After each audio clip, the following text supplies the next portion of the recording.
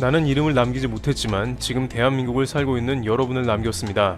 1910년 8월 국권 피탈로 대한제국이 멸망, 일제의 한국 식민화 침략 완성, 그리고 너나 할 거 없이 내 나라, 나의 조국을 지키고자 했던 35년의 시간, 그리고 1945년 8월 15일 대한독립. 대한독립 후 수십 년이 지난 지금 대한민국은 어느 국가보다 급속도로 발전을 이뤄내며 100년이 지나도 한국의 발전은 없을 거라는 말과는 달리 한국을 식민 지배했던 국가를 넘어선 영향력을 보이고 있습니다. 하지만 여전히 고질적인 문제거리가 있습니다. 한 국가의 시간은 1910년에서 45년에 멈춰 있었습니다. 그리고 현재도 한국의 끝없는 논란을 불러일으키는데요. 2019년 7월 일본 정부 한국의 반도체 디스플레이 핵심 소재 3가지 품목에 관한 수출 규제 방침을 갑작스럽게 밝혔습니다. 이 경제 보복의 이유는 일제강점기 당시 한국인 강제징용에 대한 손해배상 판결에 대한 대응이었습니다. 그리고 일본 제국주의를 상징하는 우길기, 아시아 국가 침략 전쟁 시 사용한 깃발로 많은 사람들의 희생을 떠오르게 하는 것임을 알면서도 아직도 일본의 자랑스러움의 상징으로 남아있으며 일본의 국기가 아니므로 굳이 사용하지도 않아도 되지만 꾸준히 스포츠 경기에서 흔들며 노출을 하고 심지어 내년 시작하는 도쿄올림픽 반입금지 물품에서 제외한다고 하여 대놓고 한국의 반응을 무시하고 있습니다. 그리고 독도. 이전엔 자신들의 영토라고 주장만 했다면 지금은 불법 점거라는 노골적인 표현을 사용해 영유권을 주장하며 한일 갈등을 끊임없이 부추기고 있습니다. 그 외 다양한 무논리적인 문제 제기. 달라진 대한민국, 과거에 머물러 있는 그들에게 우리는 무엇을 해야만 할까요? 35년의 시간을 몸바쳐 지킨 대한민국, 한국은 이제 전혀 다른 모습을 보여줍니다. 일본이 논리 없는 주장을 하면 되받아치고 WTO에서는 연승하여 국제 무대에서 힘을 보여줍니다. 더 이상 국제 무대에서 일본이 독도나 다른 이슈로 소송을 걸어도 쉽지 않음을 체감한 것이 됩니다. 앞서 말한 일본 수출 규제 경제 보복은 오히려 한국인들의 불씨를 타오르게 한 것입니다. 한국 온 국민들은 노재팬이라며 일본 기업에 대해 불매운동을 시작했고 실제 일본 기업들이 무너져가는 모습을 지켜볼 수 있었으며 수출 규제 위기를 기회로 삼아 즉각적인 대응 체계를 가동하여 약 한 달 만에 소재품 장비 경쟁력 강화 대책을 내놓으며 국내 공급 안정성이 확보되었으며 반대로 일본 업체들은 부진한 기록을 보이고 있습니다. 독도 알리기에 앞장섰던 라카이 코리아는 역사 알리기 운동으로 한국의 역사를 알려왔고 또 라카이 재팬에서 판매하던 우길기 티셔츠까지 회수하고 폐기시키며 과감한 조치를 취했습니다. 독립운동가 이야기를 알리던 독도 팔찌는 해외 언론사에 언급이 되며 라카이 코리아의 행보에 동참하는 작은 기업들이 계속적으로 생기고 있는 상황입니다. 소규모 기업이 큰 결과를 이뤄내며 많은 기업들의 생각과 마인드가 바뀌고 애국적인 제품이 늘어가고만 있습니다. 아시아 국가 중 패션 시장의 선두를 달리고 있는 일본에서 독도 운동화로 극심한 불매 운동이 일었음에도 불구하고 라카이 코리아가 이뤄낸 많은 기업들에게는 신선한 충격과 큰 자극이 되었을 것이라고 합니다. 형용할 수 없는 아픔을 수십 년간 겪은 대한민국, 아직도 우리가 기억해야 하고 알릴 역사가 많습니다. 라카이 코리아는 3년이라는 시간 동안 독도 731 부대 독립운동가 윤영숙, 안중근 의사와 조마리아 여사 등 우리에게 많은 역사를 각인시켜주며 많은 사람들이 국경인이 아님에도 불구하고 애국적인 제품을 관심있게 바라보게 만들었습니다. 또 타국의 역사에 관심이 없던 일부 해외인들조차 한국에 이런 기업이 있다는 게 부럽다는 반응이 점차 나오고 있으며 많은 사람들에게 생각의 전환점을 맞게 할 계기를 제공하고 있다고 전해집니다. 한국 사람들에게는 자긍심을 갖게 하고 타국의 사람들에게는 한국 역사의 진실을 알림과 동시에 태극기의 멋을 알리고 있습니다. 첫 시작을 독도 신발로 내세우며 적자 속에서 행한 일들이 무모했다고 느껴졌다면 지금은 그 무모한 3년의 시간의 끝에 어느새 수백 수천 명의 생각을 바뀌게 하는데 영향력을 주고 있다고 합니다. 현재는 안중근 의사의 대한독립 혈서 태극기를 펜던트로 구현했습니다. 안중근 의사가 1909년 3월 항일투사 11명과 함께 동의단지회를 결성했습니다. 동의단지회는 이토 히로부미, 이완용 등 대업을 이루기 위한 각종 활동을 도모했으며 조국 독립과 평화를 위해 12명의 인원들은 자신의 손가락 선열로 사괴 대신 그들의 염원인 대한독립이라는 글자를 썼습니다. 대한독립의 헌신과 간절한 염원이 담긴 이 혈서 태극기를 펜던트로 구현해낸 겁니다.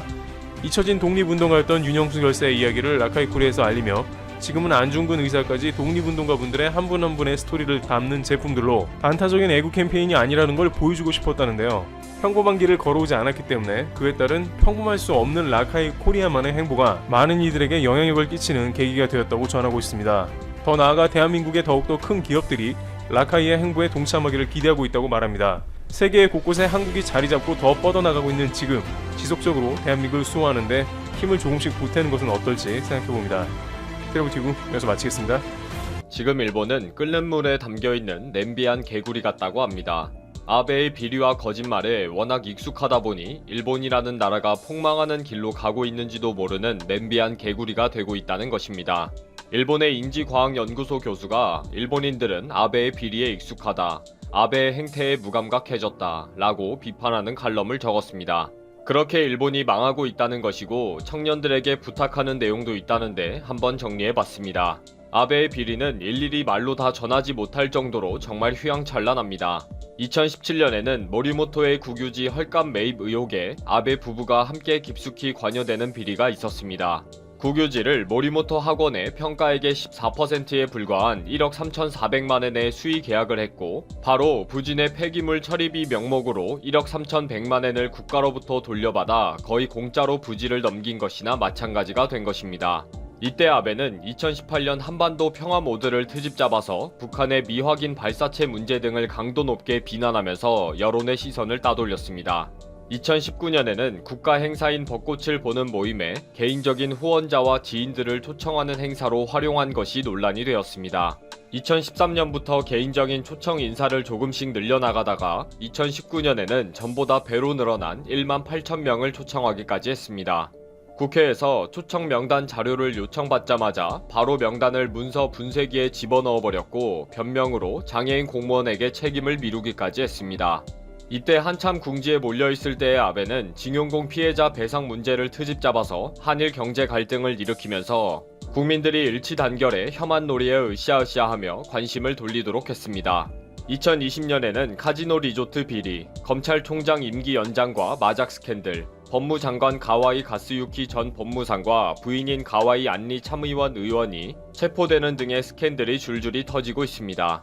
게다가 최근에는 C19 사태로 지석화 보조금 사무 행정 비용으로 덴치 등의 업체와의 유착 관계도 불거졌고 10조엔 약 113조 원의 예비비도 문제가 되었습니다. 도쿄올림픽 연기와 아베노마스크 문제 등 하나도 제대로 된 일이 없을 정도로 헛발질에 엉터리에 무리수의 거짓말까지 줄줄이 스캔들을 일으키고 있습니다. 언론들과 일본 국민들은 줄줄이 터지는 아베의 비리와 스캔들에 정신을 못 차릴 정도입니다. 모리모토 학원 비리를 쳐다보면 또 하나가 터지면서 깜빡 잊어버리게 되고 해결을 잘 하고 넘어갔지 라고 착각이 들 정도로 유야무야 넘어가기도 했습니다. 이에 대해 아사히 출판 사이트인 아이라닷에서는 아베 정권의 의혹은 이제 너무 익숙해서 자연스럽게 넘어가는 일이 언론과 국민들 사이에서 일어나고 있다는 전문가의 칼럼을 실었습니다.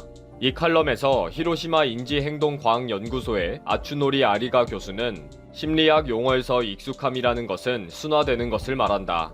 인간은 처음 새로운 것에는 민감하게 반응하지만 계속 반복이 되면서 민감하지 않게 된다. 아베 정권의 의혹에 대해서도 이런 식으로 언론과 국민들이 순화되고 있다. 아베의 비리가 계속 보도가 되어도 그러려니 하면서 무감각하게 자연스럽게 받아들이게 된다. 그러면서 정치에 대한 관심을 잃으면서 비리에 분노하지 않게 된다 라고 지적하고 있습니다. 아리가 교수는 마에카와 기헤이 전 문부과학성 사무차관과의 대담을 통해 아베 정권의 속성을 비판하고 있습니다. 기헤이 씨는 아베의 사학 스캔들을 폭로했고 조선 학교에 대한 무상교육 대상 제외 조치를 비판한 관료입니다. 기헤이 씨는 아베는 집권 2기로 들어서면서 총리 관절을 중심으로 일당 독재 체제를 구축했다. 현 정권의 특징은 개혁을 명분으로 내세우고는 온갖 비리를 당당하게 정면에서 저지르기까지 한다고 지적했습니다. 또 게이오 대학의 히로시 교수는 아베가 많은 비리에도 불구하고 저렇게 무감각하게 된 것은 아베 정권 7년 동안 언론들이 아베 정권의 의혹을 보도하지 못한 것도 원인이 있다 라고 지적했습니다. 결국 일본 국민들은 정확한 보도를 하지 않는 언론을 불신하게 되면서 비리 보도에 대한 기사와 사실에 관심을 가지지 않게 되었다는 것입니다. 결론적으로 아리가 교수는 지속화 보조금의 사무행정비 비리를 보면 국민 세금이 아베에 의해 줄줄이 새고 있다는 것을 확인할 수가 있다. 그러니 미래 세대인 일본 청년들이 철저한 감시자로 변해야 한다. 그리고 권력에는 무죄 추정을 적용하지 말아야 한다 라며 글을 맺었습니다. 이런 와중에 또 아베가 그냥 있지 않네요. 적극적으로 꿈틀거리고 있다는 소식입니다. 아베는 지난번 아소다로와의 1시간 면담에 이어서 오늘은 스가 요시히데 관방장관과의 만남이 예정되어 있습니다. 그동안 스가 관방장관과의 불협 화음으로 양측 간에 많은 의견 다툼이 있었습니다. 그런데 오늘은 아소다로 부총리, 아마리 아키라 의원이 함께 동석합니다. 이 두 사람도 스가 관방장관과는 그동안 소비세 증세 등의 여러 대응에서 의견을 달리해온 사람들입니다. 스가 관방장관을 만나지 않으면 안 될 정도로 아베의 정치 생명에 빨간불이 켜졌기 때문이라고 보고 있습니다.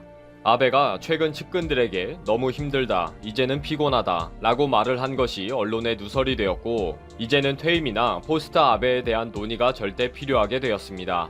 오늘 만나는 4명은 아베의 퇴임 시기와 총재 선거의 전략, 그리고 중의원 해산과 총선거를 놓고 부지런히 잔머리를 굴리게 될 것으로 보입니다. 일본 언론의 취재에 의하면 8월에는 어떠한 형태의 정치 일정을 거치면서 11월에 미국 대통령 선거 일정을 고려할 것으로 보인다고 합니다. 아베의 퇴임일인 내년 9월까지 갈 필요도 없이 자민당의 승리만 확보만 된다면 특정 후보를 밀어붙인다는 거죠. 아베나 아소다로나 아마리 아키라나 스가나 다 그놈이 그놈인지라 큰 기대가 없습니다. 잔머리 굴리느라고 고생하는 것이 불쌍할 따름이죠.